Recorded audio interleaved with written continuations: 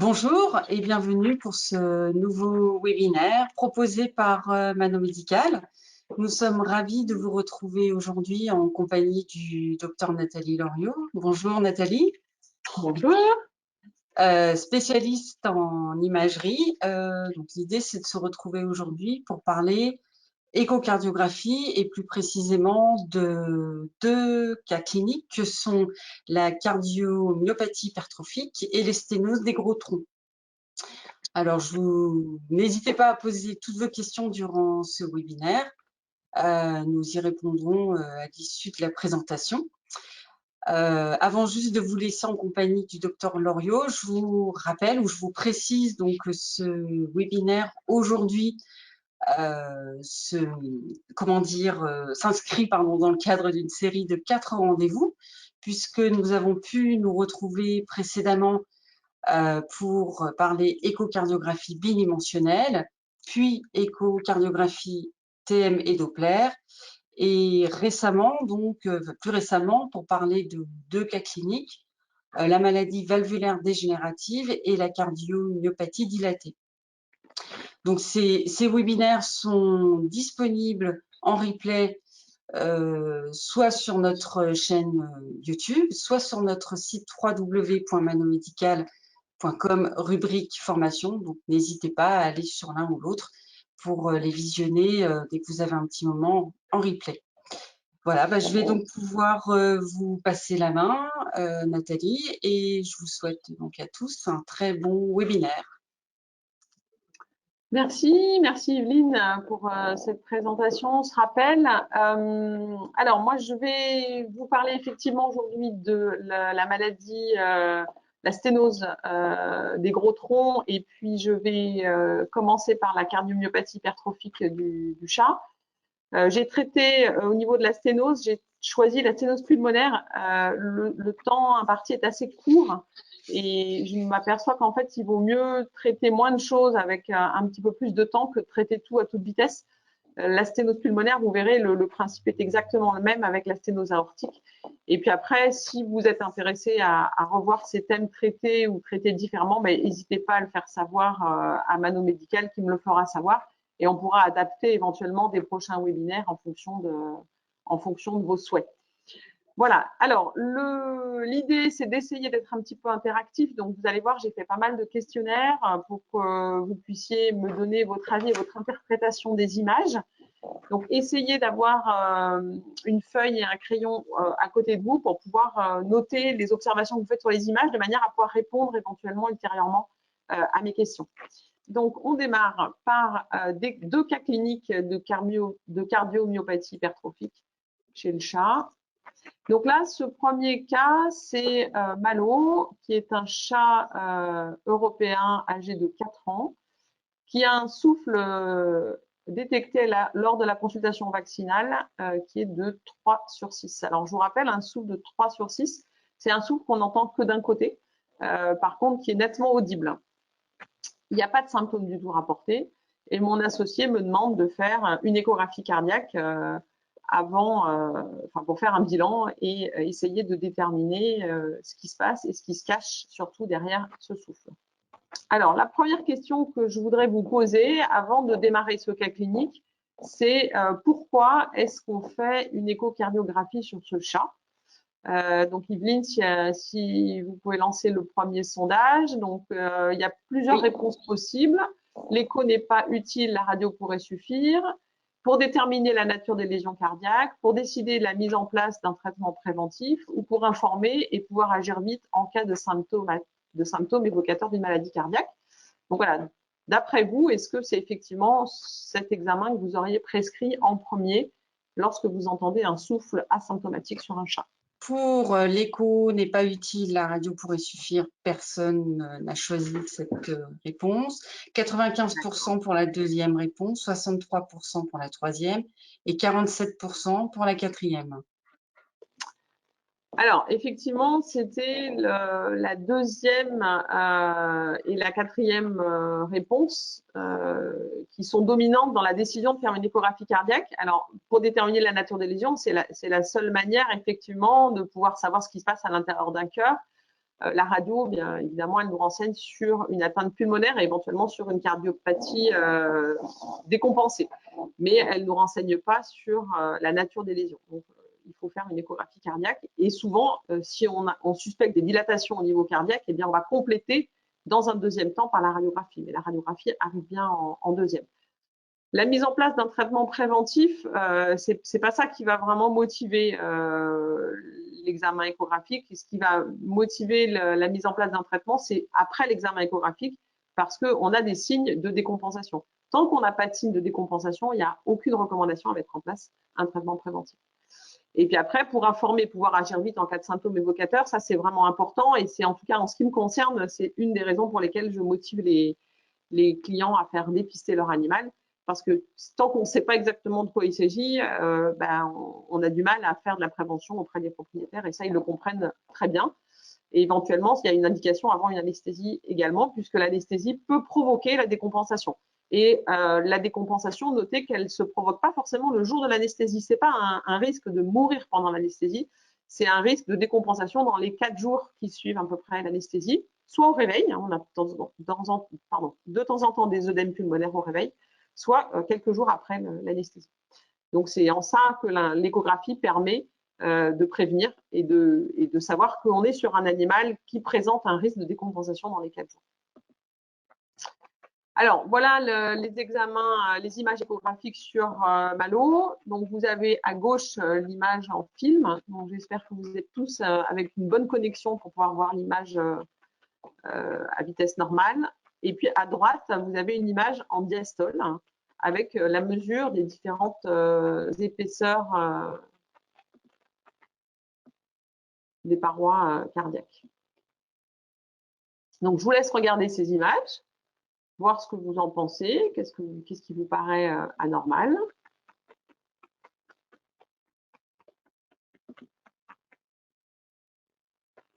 Ici, on est toujours sur Malo. Donc là, on fait une coupe.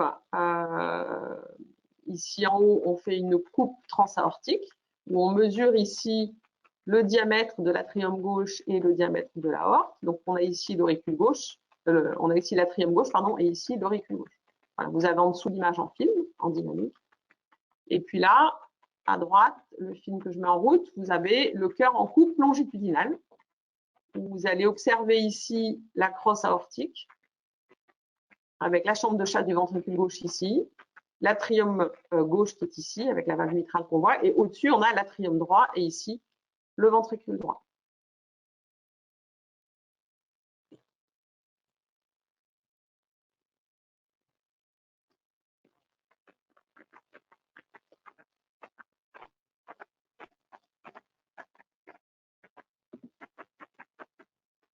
Voilà. Ensuite,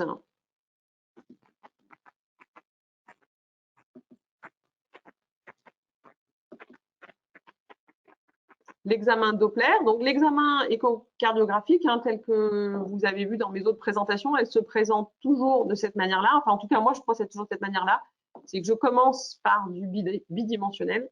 Ensuite, je fais des mesures soit en TM, soit directement sur les parois, ce que je viens de faire là. Et puis, je termine mon examen par l'examen Doppler. Donc là, vous avez l'examen Doppler au niveau de la sigmoïde aortique, ici et ici.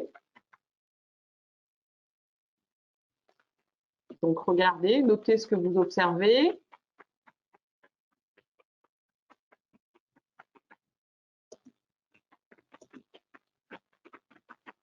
Ici, l'examen Doppler au niveau de la valve mitrale.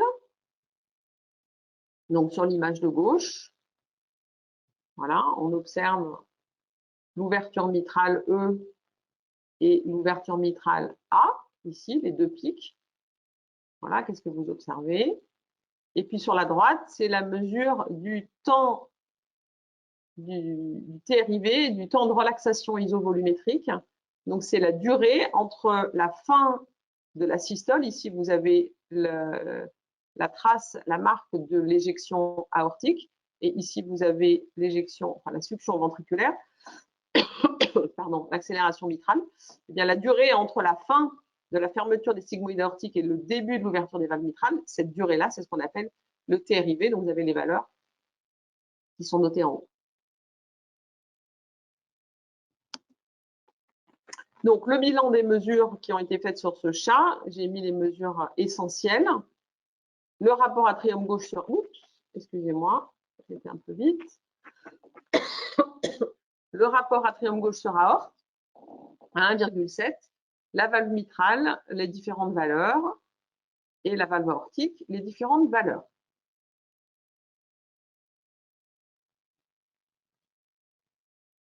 Voilà, je vous laisse prendre connaissance de toutes ces mesures de manière à pouvoir répondre aux questions après.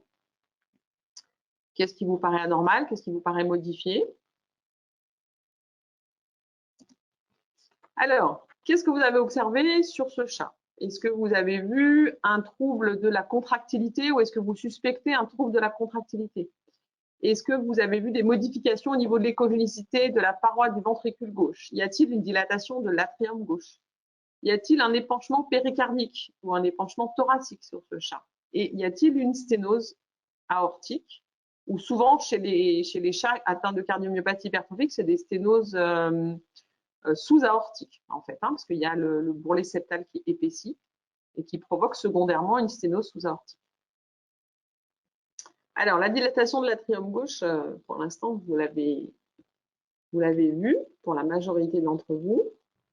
Personne n'a vu l'épanchement péricardique et thoracique. OK. On va stopper le sondage. Donc, effectivement, ce qui vous est paru assez évident, c'est la dilatation de l'atrium gauche. On est effectivement sur une dilatation débutante qui est de 1,67 ou 1,7, je ne me souviens plus exactement. Donc, c'est vrai qu'il commence à y avoir une dilatation de l'atrium gauche. Il y a également donc la deuxième chose que vous avez vue pour 39% d'entre vous, c'est une modification de l'écogénicité de la paroi du ventricule gauche. Hein. On a une paroi qui est hétérogène. On n'a pas une paroi globalement hypoécogène. On a des zones de fibrose, on a des zones très écogènes à l'intérieur du muscle ventriculaire. Donc ça se voit et ça, ce sont des signes qui peuvent être même précurseurs du développement d'une cardiomyopathie hypertrophique. Ensuite, vous avez mis à égalité la première et la dernière réponse. Donc, le trouble de la contractilité, il n'est pas visible en tant que tel parce qu'on n'a pas d'ECG, on n'a pas d'appareil à ECG, on a un électrocardiogramme, mais c'est juste deux dérivations ce qu'on a. Hein. On n'a pas l'électro complet. Donc, on peut suspecter qu'il va y avoir des troubles de la contractilité en raison de l'épaississement du muscle cardiaque et de la modification de son écogénicité. Et puis après, la sténose aortique, oui. La sténose aortique, elle est effectivement secondaire au bourrelet septal et on a vu dans les mesures qu'on avait des vitesses aortiques qui étaient augmentées. Donc, on va revenir là-dessus. Donc là, je vous ai mis le détail de la conclusion de cet examen. Donc, des conclusions que je rédige en plusieurs parties en fonction de ce que je suis en train de regarder. Au niveau bidimensionnel, donc, je vous ai mis effectivement, on a une paroi écogène, mais qui n'est pas toujours homogène. Et c'est bien ça qu'il faut souligner. Le péricarde n'est pas visible, il n'y a pas d'épanchement péricardique, il n'y a pas d'épanchement thoracique.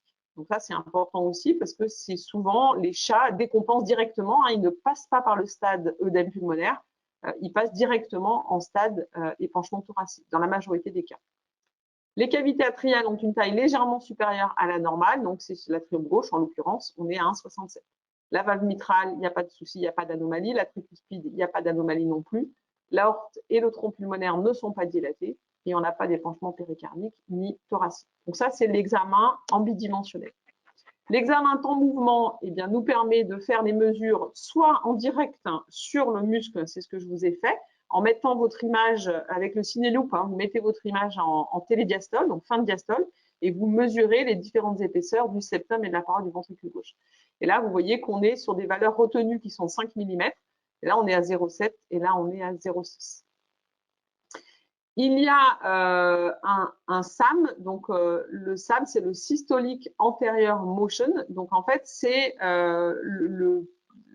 l'applicature de la valve mitrale. Alors, c'est pas facile de vous expliquer ça en vidéo, mais c'est lorsque vous avez l'aorte qui est là, vous avez la valve mitrale qui est là, vous avez le feuillet mitral antérieur qui est là, et lorsque vous avez un rétrécissement ici de l'aorte, vous allez avoir une accélération, puisque là, vous avez vu, la vitesse est à 4,6 mètres secondes au lieu de 1 mètre seconde normalement.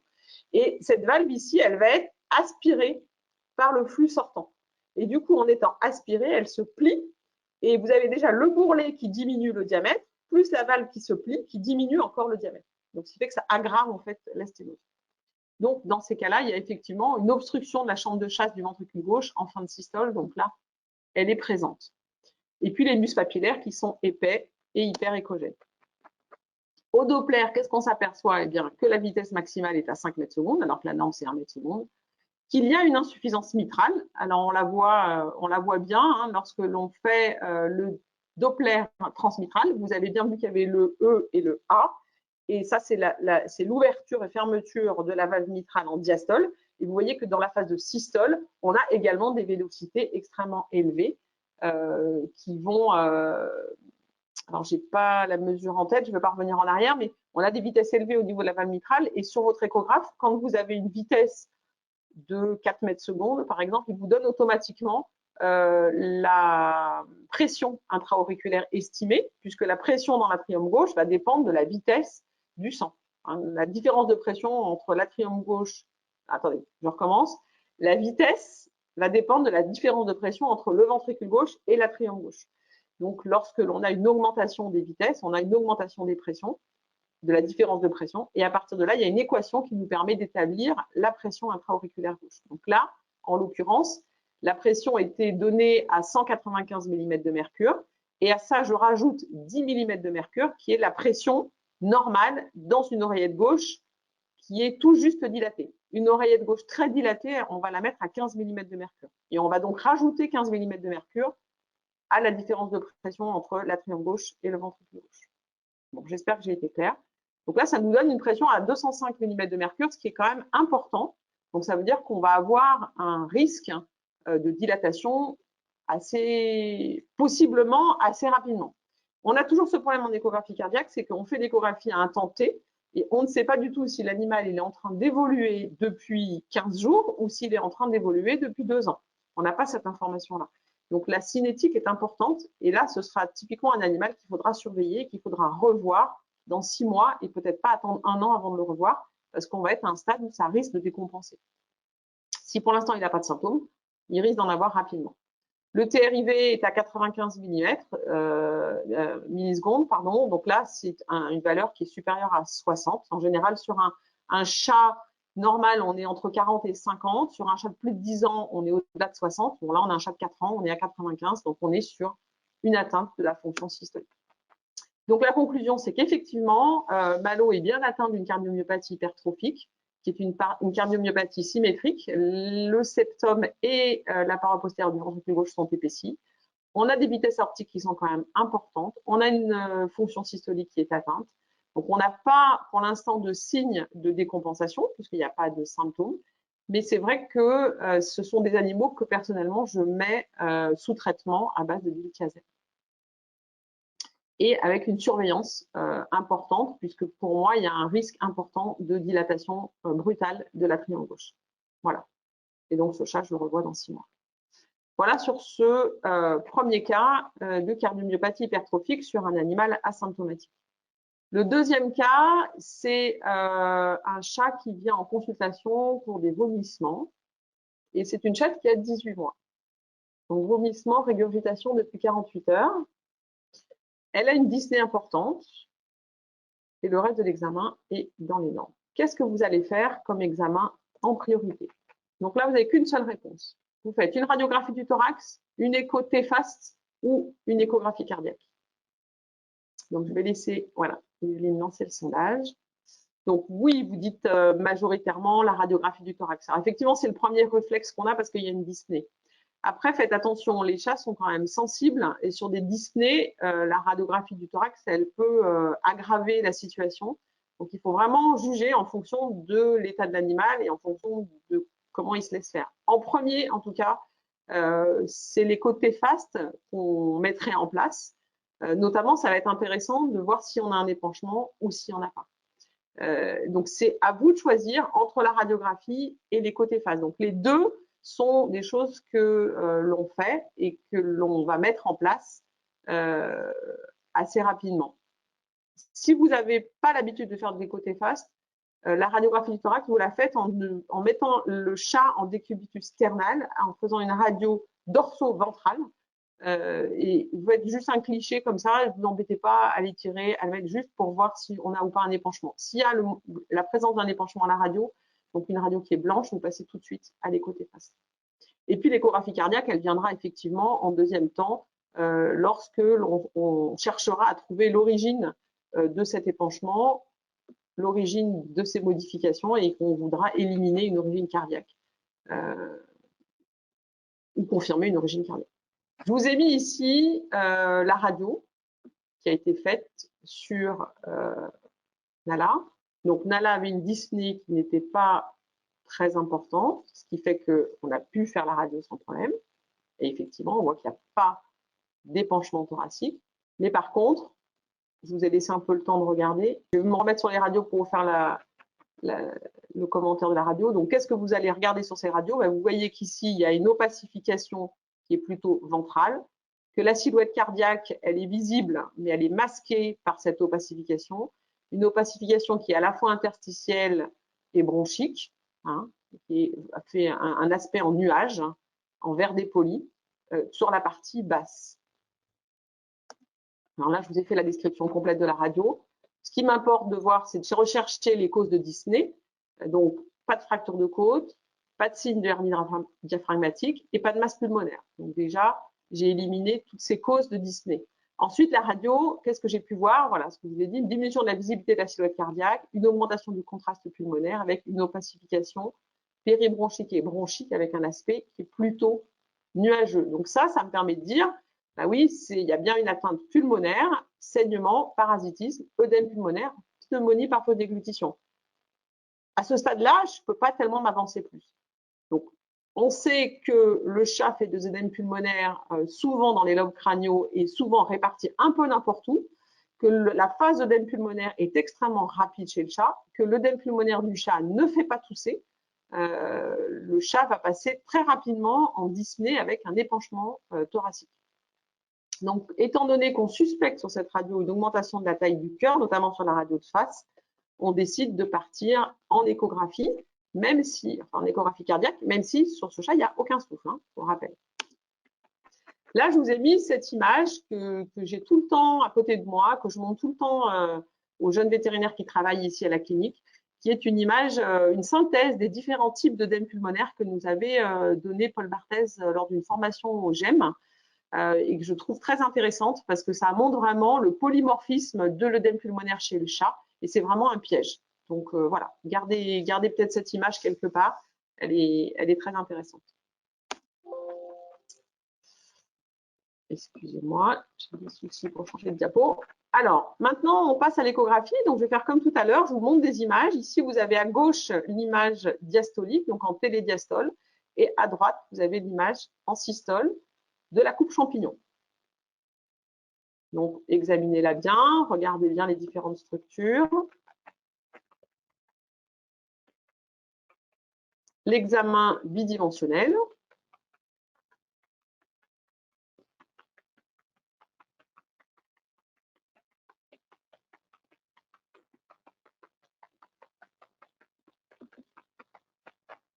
Ici, donc, l'examen TM. À gauche, donc, vous avez l'ETM avec les mesures des différentes parois en fonction de la systole et de la diastole. Les mesures sont affichées ici en haut à droite. Et sur la diapositive de droite, vous avez la mesure du rapport atrium gauche sur aorte que vous allez trouver ici en haut à droite de l'écran.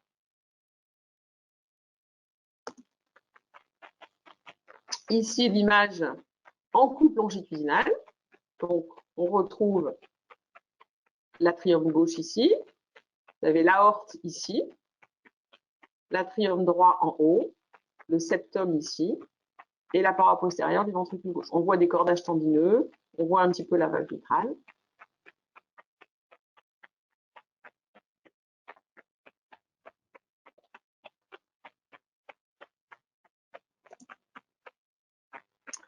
Ici, vous avez l'image Doppler transmitral, donc le Doppler couleur, qui est un Doppler pulsé.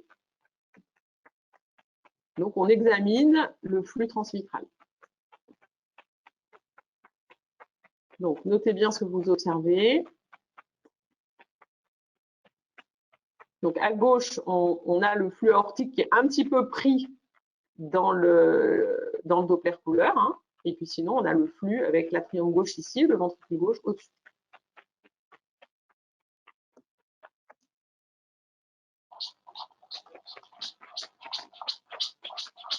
Ici, vous avez l'examen Doppler transaortique, la mesure du temps de relaxation isovolumétrique sur la diapo gauche et le flux aortique sur la diapo de droite. Je ne sais pas si vous avez le son. Oui, oui, on a le son. Ouais, vous avez le son. Bon.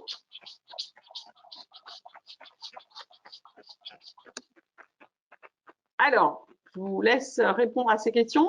Donc, sur Nala, qu'est-ce que vous avez observé? Une modification de l'échogenicité des muscles cardiaques, une dilatation cardiaque gauche du ventricule gauche et de l'atrium gauche, un épanchement péricardique, une fuite valvulaire, une sténose aortique.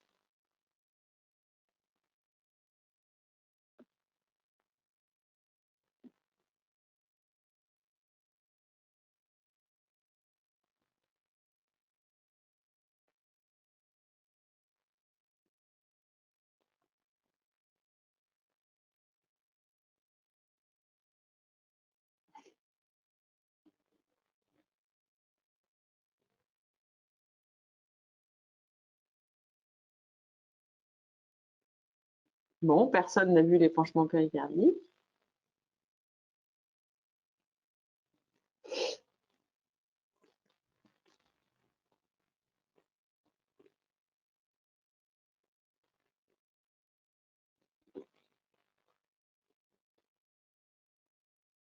Ok, ça a l'air de plus trop bouger. Donc, ce qui vous semble évident à la grande majorité, et là je suis bien contente, vous avez vu la modification de l'échogenicité des muscles, ça ok, mais vous avez vu la fuite valvulaire, donc ça c'est chouette parce que c'est pas toujours évident de le voir en dynamique, et ça vous l'avez bien tous vu. Donc ça c'est super.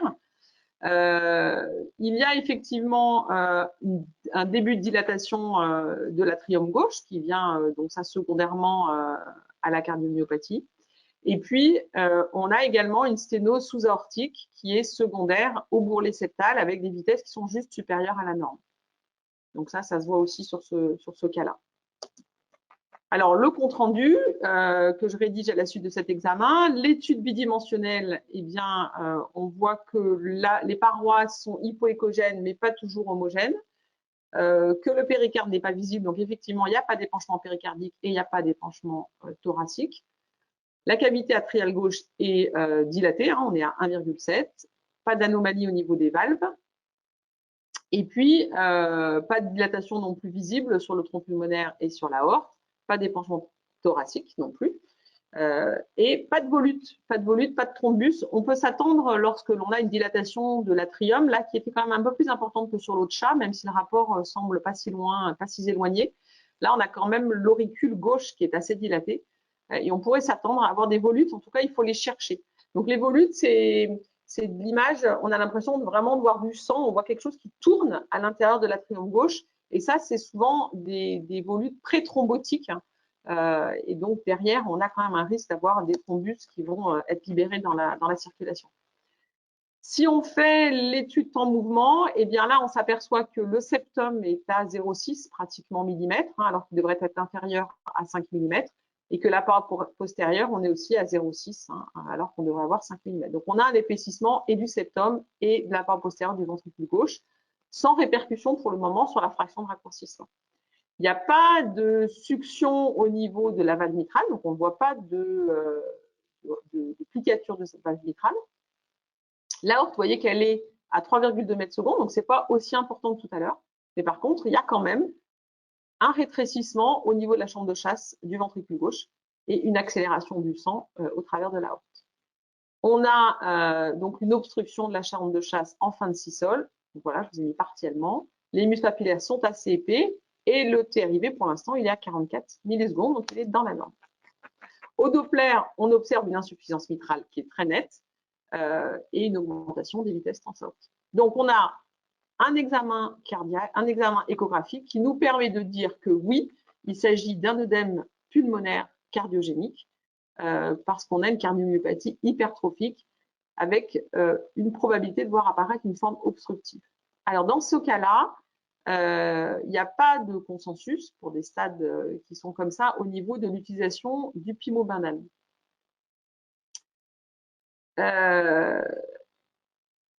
Je suis un petit peu gênée pour vous donner une indication. Il y a des controverses et tout le monde ne fait pas pareil. C'est-à-dire que là, on est dans un cas où, historiquement, on aurait dit non, non, il y a un risque de forme obstructive, on ne met pas de pimobendan. Et puis aujourd'hui, vous commencez à entendre des cardiologues qui mettent du pimobendan même sur des formes obstructives. Donc, ma manière de voir, c'est d'adapter les choses en fonction des gens. C'est-à-dire que la mise en place de pimobendan, pour moi, elle est possible dans un stade comme ça, mais à condition qu'on puisse faire un suivi derrière. Et donc là, je vous ai remis un examen de contrôle dans 6 mois qui est recommandé. Adapter vraiment en fonction des gens. De toute façon, on est hors AMM là-dessus. Et il n'y a pas de consensus. Donc, c'est vraiment chacun qui fait en fonction de ce qu'on juge utile.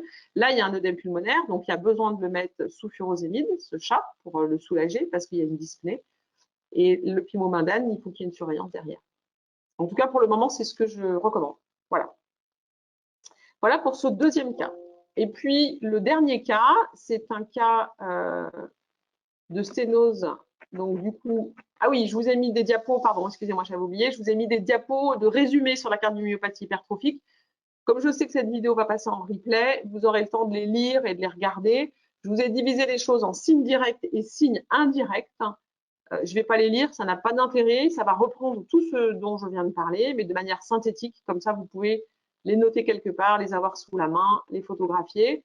Je vous ai mis également le consensus de la CVIM sur la classification des CMH, pareil parce que c'est important. Il est récent, hein, il date de 2020. Et vous voyez qu'on se retrouve avec des stades comme il y a pour la maladie valvulaire dégénérative. Donc stade A, stade B1, stade B2, stade C et stade D. Et avec des traitements qui vont en découler, bien entendu. Voilà. On attaque sur une sténose pulmonaire. Donc là, c'est Malice. Je n'ai pas noté, mais si je me souviens, il me semble que c'est un Malinois qui a 2 mois et qui a un souffle systolique de 4/6.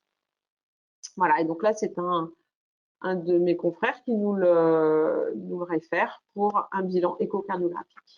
Alors, je vais vous laisser regarder les images que j'ai faites sur Malice. Donc là, c'est une coupe transversale transmitrale.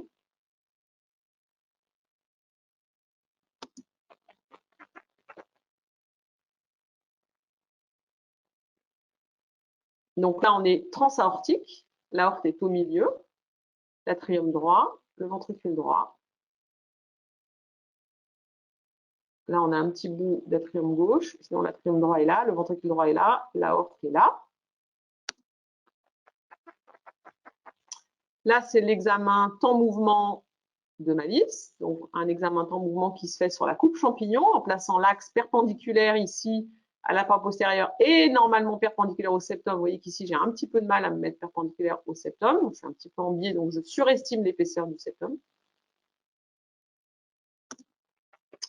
Ici, c'est l'examen Doppler au niveau du tronc pulmonaire.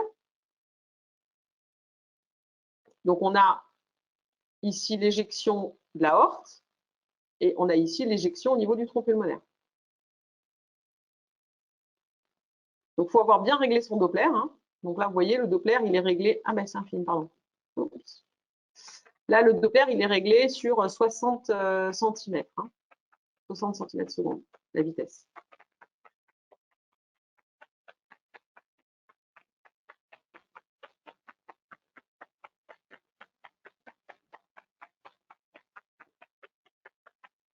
OK. Là, un Doppler, du coup, on avait tout à l'heure en couleur, on est sur le Doppler pulsé. Et là, je mets mon Doppler continu et j'essaye de le positionner le plus parallèle au flux. Donc, vous voyez, il y a un tout petit angle pour pouvoir mesurer mes vitesses transpulmonaires.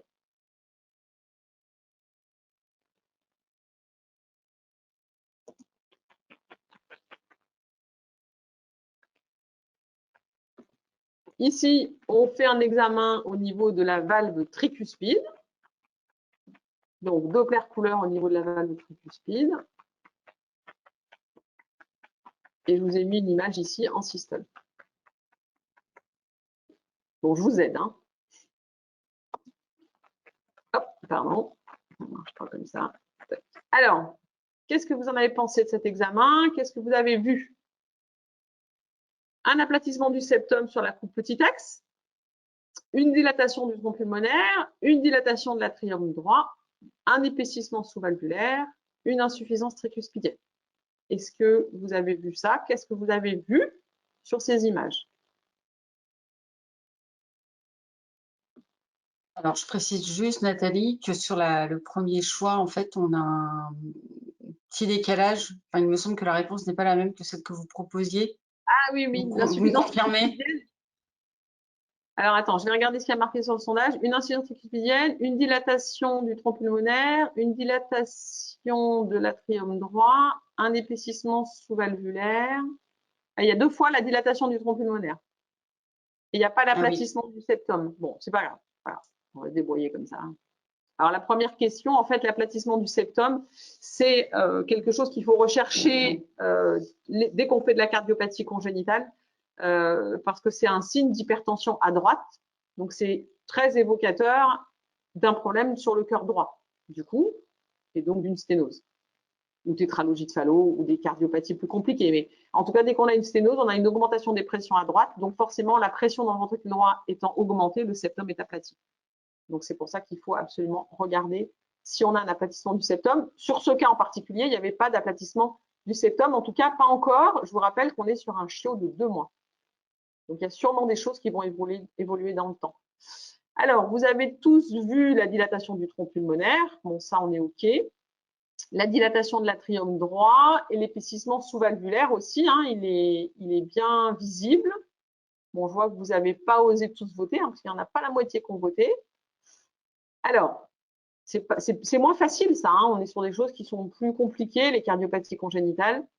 Donc, on a effectivement une dilatation du tronc pulmonaire, une dilatation de l'atrium droit qui se voit sur les coupes 4 cavités, les coupes longitudinales en abord droit, donc ce sont les premières coupes longitudinales que je vous ai mises. On voit cette dilatation. L'épaississement sous-valvulaire, alors, oui, pardon, j'avais mis sous-valvulaire. C'est un piège, non, c'est valvulaire en fait, là, hein. C'est la valve pulmonaire qui est épaissie. Et on voit au Doppler couleur une mosaïque lorsque l'on met le Doppler couleur sur la valve sigmoïde pulmonaire, on voit une mosaïque qui caractérise une accélération des vitesses et un phénomène d'aliasing, un phénomène de repliement que je vous ai bien expliqué sur le webinaire du Doppler. Donc, pour ceux qui ne l'ont pas vu, vous pouvez vous y reporter et qui explique que du coup, on a cet aspect en mosaïque qui nous permet d'identifier un endroit dans le tronc pulmonaire où les vitesses sont accélérées. Et sur ce chien, il n'y a pas d'insuffisance tricuspidienne. Donc ça aussi, ça va être un stade ultérieur, c'est-à-dire que lorsque la pression va augmenter dans le cœur droit, eh bien, on va voir une insuffisance tricuspidienne qui va apparaître avec une image au Doppler couleur en systole, donc une fuite au niveau de la vague tricuspidienne, et l'aplatissement du septum. Donc ça, c'est les 2 choses qui vont s'aggraver. Alors, qu'est-ce que j'ai? Ben voilà, là, je vous ai mis l'image du Doppler avec ici le Doppler continu, pardon, que je vais mettre dans la zone de mosaïque la plus nette, la plus importante, de manière à mesurer la vitesse ici du flux pulmonaire. Et là, vous voyez, avec l'échelle qui est à droite ici, vous voyez que je suis sur 4,5 à peu près mètres secondes au niveau du front pulmonaire. Alors, la conclusion, c'est que j'ai des parois cardiaques qui sont normales, il n'y a pas d'anomalie visible, il n'y a pas d'épanchement péricardique, il y a un rapport atrium gauche sur aorte qui est normal, donc qui paraît logique sur une suspicion de sténose pulmonaire. La valve mitrale aussi ne présente pas d'anomalie. La valve tricuspide, elle a également un aspect normal et un mouvement normal. Les sigmoïdes aortiques, on ne voit pas d'anomalie. Par contre, sur la valve pulmonaire, on observe qu'il y a un épaississement au moins sur une des cuspides. C'est celle qu'on voit la plus souvent, c'est celle qui est de l'autre côté du tronc pulmonaire, celle qui est contre l'aorte. elle est parfois un peu moins facile à voir, donc je ne peux pas être sûre qu'il n'y a pas les deux cuspides qui soient atteintes. Mais du coup, il y a vraiment un rétrécissement au niveau de la sigmoïde pulmonaire. Ce rétrécissement va provoquer une accélération du sang au passage de quelque chose qui est rétréci. Alors souvent, je prends l'image quand vous arrosez votre jardin, vous comprimez votre tuyau d'arrosage pour que le jet parte plus loin. Et du coup, bien, la pression du jet est plus importante et vous avez des vitesses qui sont plus importantes lorsque vous diminuez le diamètre du passage. Et puis de la même manière, si vous diminuez le diamètre du passage, vous allez stocker du liquide en amont et du coup, ça va provoquer une dilatation. Donc ça, c'est ce qu'on peut observer. Et là, on a une dilatation post-sténotique en plus, c'est-à-dire que là, comme j'ai comprimé, comme j'ai une zone de passage étroite avec des vitesses importantes, que la paroi du tronc pulmonaire n'est pas faite pour supporter des vitesses importantes, il va y avoir du sang qui va arriver à 4, 5, 6, 7 mètres secondes parfois sur une paroi qui est plutôt fine, à force de se prendre des pressions élevées, mais là encore, on est sur un jeune chiot, donc ça va bouger, et à force de se prendre des pressions élevées, cette paroi du tronc pulmonaire, elle va se dilater, et on a ce qu'on appelle une dilatation post-sténotique. La dilatation avant la sténose, sur l'exemple de la cardio, on n'en a pratiquement pas parce qu'en fait, on est dans le ventricule. Donc, du coup, ça ne dilate pas. Donc là, le rapport tronc pulmonaire sur aorte est de 1,38. En général, on a un rapport qui est proche de 1. Il n'y a pas d'épanchement péricardique pour l'instant, il n'y a pas d'épanchement thoracique, il n'y a pas de tumeur évidemment dans ce cas-là. Sur l'étude temps mouvement, on n'a pas de modification du fonctionnement du cœur droit pour l'instant.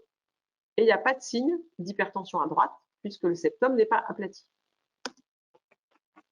Sur l'étude Doppler, donc j'ai noté qu'on est à 5 mètres secondes par moment, avec un gradient de pression de 93,62 mm de mercure. Donc ça, ce que je vous expliquais tout à l'heure, pour la sténose aortique que l'on a envisagée dans le cadre de la cardiomyopathie hypertrophique. Bien ici, on a également une classification des sténoses pulmonaires en fonction des pressions. Et pour les sténoses aortiques, ça va être exactement la même chose. On va y revenir plus tard.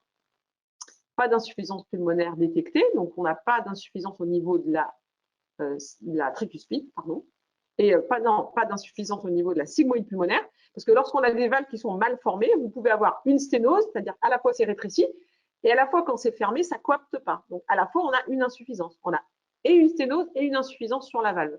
Là, ce n'est pas le cas. Ici, on a juste une sténose et pas de fuite au niveau de la tricuspide. Conclusion, on a bien une sténose pulmonaire valvulaire avec un gradient de pression qui est supérieur à 70 mm de mercure, ce qui nous permet de classer cette sténose en stade sévère. L'examen de contrôle, on le fait à la fin de la croissance parce que les sténoses bougent jusqu'à la fin de la croissance. Donc, il faut refaire un examen vers 12-14 mois. Après, ça dépend le type de chat que vous avez. Sur les races géantes type Maine Coon, on va même pouvoir faire des examens à 24 mois. Et sur les chiens, sinon, après pareil, en fonction des races, on est plutôt sur des examens aux alentours de 14 mois et sur des très grandes races, on va être sur des examens autour de 24 mois. Contre-indication à la pratique de la chasse, donc ça ne devait pas être un malinois. Dilatation par ballonnet de la région valvulaire, donc ça c'est quelque chose qui est faisable aussi. Ça permet de faire baisser le gradient de pression et en général, les chiens, on le fait une fois dans leur vie, parfois 2 fois. Et ça, c'est quelque chose qui se fait de plus en plus souvent et qui fonctionne très bien. Qu'est-ce que je vous ai mis là? Donc, je vous ai mis voilà, la classification en fait en fonction de la vitesse que vous avez mesurée au niveau de la sténose. Vous classez votre sténose en sténose modérée, sténose moyenne, sténose importante, ce qui est le cas de Malice, et sténose très importante au-delà de 100 mm de mercure. Et là, je vous ai fait la même chose que ce que j'ai fait pour les cardiomyopathies hypertrophiques, c'est-à-dire que je vous ai mis les signes directs des sténoses. C'est vrai pour les sténoses pulmonaires et les sténoses aortiques. Hein. Il n'y a pas de grosse différence, sauf que dans les sténoses aortiques, on va avoir souvent de manière beaucoup plus précoce une hypertrophie du muscle cardiaque gauche, alors que dans les sténoses pulmonaires, l'hypertrophie du muscle cardiaque droit va être moins visible. Là, en l'occurrence, il n'y en avait pas. Et ça va être moins important que dans le cas d'une sténose aortique, bien sûr, puisque les pressions sont plus basses à droite. Hein. C'est assez logique. Les signes indirects, voilà, je vous ai mis pareil. Je vous ai mis tout ça, vous le verrez dans le replay, c'est pas la peine que je vous les lise. Voilà, bon, je vous ai illustré ces 2 cas. J'espère que j'ai répondu à vos questions. Je vais pouvoir répondre à certaines de vos questions parce que du coup, on a un petit peu de temps. On va pouvoir bien respecter les délais. Je vous remercie pour votre présence virtuelle. C'est un jeu qui n'est pas très facile pour moi. Et donc, je veux bien répondre à vos questions s'il y en a. Yveline, si tu peux me Oui, dire où sont les questions. Ah oui, merci Nathalie. Et donc une question, alors une remarque, le T-Fast, visiblement, c'est pas que pour les vieux, nous dit-on. ah ben c'est bien, bravo, bravo, bravo. Mais non, mais sincèrement, je dis ça, je plaisantais et j'aurais bien aimé vous avoir en face de moi plutôt qu'avoir cette caméra qui nous sépare. Mais c'est vrai que les jeunes, ils font que ça, que des T-Fast, que des T-Fast, tout passe à la T-Fast. Et moi, du coup, ça m'a un peu bousculé aussi parce que j'en faisais pas tant que ça, il y a encore 4-5 ans de ça. Et maintenant, j'en fais plus. Voilà, donc c'est pour ça, c'était une petite joke. Voilà. Alors, autre chose, toute autre chose, où est indiqué le réglage du Doppler à 60 millimètres secondes? Alors, je pense que c'est en lien avec les sténos lorsque on parlait du cas de Malice. Ah oui, alors Euh, ça, le réglage à 60 millimètres secondes, en fait, c'est l'échelle des vitesses sur votre échographe. Donc, à droite, vous avez une échelle des vitesses et ça, vous le réglez, c'est sur votre appareil. Et ça, je pense que j'en ai parlé dans le webinaire sur le Doppler. Donc, je pense qu'il faut aller revoir ce webinaire-là. C'est des boutons qui sont sur vos appareils qui vous permettent de régler la PRF1 et du coup de faire varier la vitesse du Doppler, la vitesse détectée par le Doppler en tout cas. Bon, je sais pas si alors, j'étais claire. mais du coup, nous n'avons pas d'autres questions. Enfin, je ne vois pas. C'est que je pense que ce webinaire était très clair, Ouais. comme les trois autres. Donc merci en tout cas Nathalie de nous avoir accompagnés et j'espère que ces 4 webinaires ont permis à nos participants d'en savoir plus sur l'échocardiographie. Je vous invite, comme le disait Nathalie précédemment, à aller sur notre chaîne YouTube ou sur notre site www.manomedical.com pour revoir ou voir ces replays justement, enfin ces webinaires Ouais. précédents. Disons que Euh, ça permet de bien relire les informations, les commentaires et voilà. Ouais. et puis si vous avez des questions qui vous viennent à l'esprit en cours de route, n'hésitez pas à nous les poser donc par email et puis nous prendrons le temps d'y répondre. Voilà, je crois que. Est-ce que vous voyez mon écran? Excusez-moi de poser cette question, Oui, mais oui, oui, on voit votre d'accord. écran, Ok. Yveline. Vous pouvez mettre la dernière diapo si vous le souhaitez, je ne sais pas. Voilà, c'était juste par ça que je voulais conclure. Vous allez recevoir un petit questionnaire à l'issue de ce webinaire, donc n'hésitez pas à nous faire part de vos remarques. Ça nous permettra de faire avancer.